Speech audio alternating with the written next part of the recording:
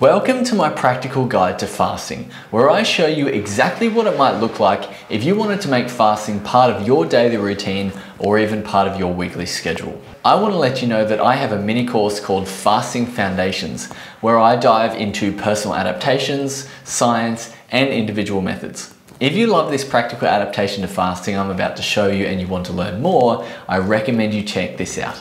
The link is in the description below. Okay, so since there are plenty of other videos online that talk about the benefits of fasting and the nitty-gritty science behind the reasons for fasting, I'm not going to cover that. This video is about how to apply fasting to your lifestyle in a practical way without all the hyped up fluff. Here are a couple of reasons why you might want to fast. Because you hate breakfast, because you want to try lose some body fat, or because you want mental clarity, which comes with the side benefit of not having to think about eating all the time. So let's talk about timeframes. There are a few routes you can take when it comes to fasting.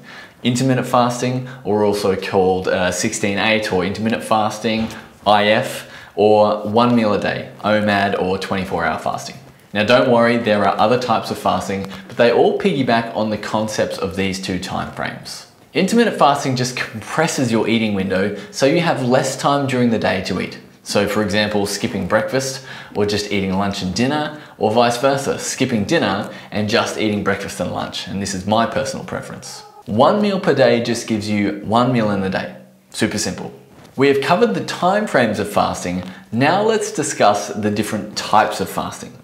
You have 4 types: fat fasting, regular fasting, water-only fasting, and dry fasting. I generally wouldn't recommend the latter two unless you're very advanced. Now, fat fasting means that you can have fat during your fasting window, which is generally more suitable for people looking to improve mental clarity, and regular fasting means you can only ingest things that have 0 calories. For example, black coffee, black tea, herbal tea, electrolytes, etc. This is generally best for people who are trying to lose weight. Water-only fasting just means you can drink only water during your fasting window, and dry fasting means you can't have any water during your fasting window, or similar to Ramadan. Okay, let's recap. Fasting timeframes: intermittent fasting and 24-hour fasting, or OMAD, right? Types of fasting are fat fasting, where you can only ingest fat; regular fasting, where you can ingest things like black coffee, tea, etc.; water-only fasting; and dry fasting. Still with me? Let's back up a little here and put these into perspective. When it comes to fasting, it's just talking about nutrient timing. So here is where it sits within your goals. When it comes to your health, you need to be doing something sustainable. I always think, can I do this for the next 6 months? If you can't, then it's likely a fad that you'll fall off. Secondly, you need to be maintaining energy balance for your goals. This means that if you're looking to lose weight, you need to be eating slightly less than what your body burns each day to tap into your stored body fat as energy. Going keto will likely make this easier. Looking for maintenance? Simply eat enough to maintain your weight, and that's it. Thirdly, macronutrients like protein and carbs and fats, plus their underlying micronutrients, make this approach specific to your goals, which is key to a successful weight loss or maintenance or building phase. And lastly, nutrient timing, also known as fasting. So, when it comes to fasting, ask yourself these 3 questions. Is this sustainable for me long term? Am I eating enough for my goals, whether that's weight loss or maintenance? Am I getting enough protein, carbs and fats and quality food to make that goal possible? And how am I going to place those nutrients throughout the day to make this sustainable for me? Okay, so let's break this out into some examples. A 60-year-old female who wants to lose weight is looking to try fasting. She simply skips breakfast and eats lunch and dinner, and then repeats this throughout the working week. She drinks nothing but water, electrolytes, and black coffee for breakfast. By simply skipping 1 meal, she's able to reduce her calories, which should stimulate weight loss. By having 0 calories before lunch, she's also just doing regular fasting. If this is sustainable for her long term, then this is ideal. Another common example is this. A 45-year-old woman who is looking for mental clarity decides to start intermittent fasting. For breakfast, instead of cereal, she consumes coffee with butter and MCT oil and eats a regular lunch and dinner. This example is utilizing fat fasting since the only calories in her fasting window are fat.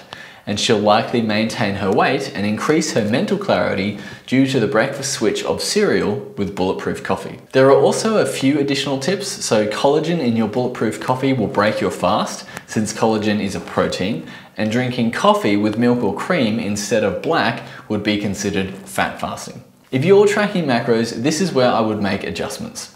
If you're intermittent fasting, you still want to consume your daily calories just in 2 meals instead of 3. And if you're fat fasting, the fat counts towards your fat macros for the day, so your later meals will likely have less fat. A simple example would be this. If you have 3 meals of 30 grams of protein, 10 grams of carbs, and 30 grams of fat, if you had 2 meals, this would equal 45 grams of protein, 15 grams of carbs, and 45 grams of fat. So instead of 3, we're just pushing that down to 2. And if you haven't tried fasting before, definitely start with intermittent fasting. If you've been intermittent fasting for a long time and you're wanting to try and extend your fasting window, then you can jump into 1 meal a day. But here is how I would plan it out. Quick note from experience, long fasting times tend to be stressful on your body. So if you're doing 1 meal a day or extending this into a 48-hour or a 72-hour zone, definitely only do this sparingly and under the supervision of your doctor. Again, since this is stressful, if you've recently started a new job, or you're having family trouble, or you're looking after someone who is sick, stick to something easier. You have a finite amount of stress that you can handle and recover from, so don't ramp up fasting without considering your recovery ability.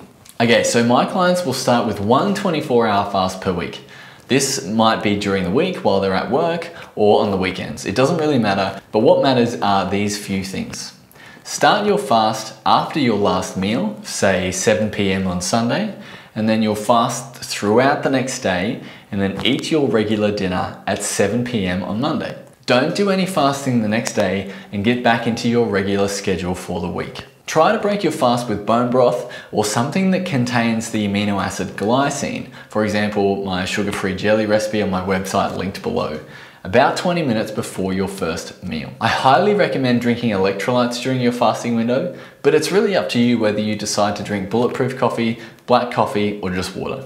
Just remember, these are different kinds of fasts with different benefits, and you need to adjust accordingly.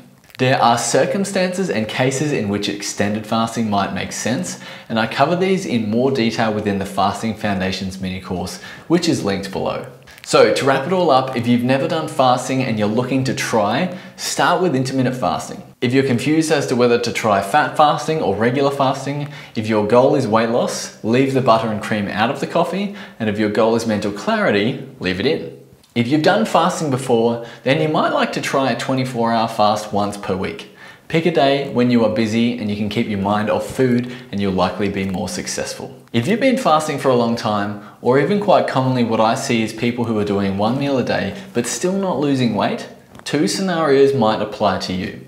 The first is that you're simply eating more than what your metabolism and daily activity are capable of burning within your allocated eating window.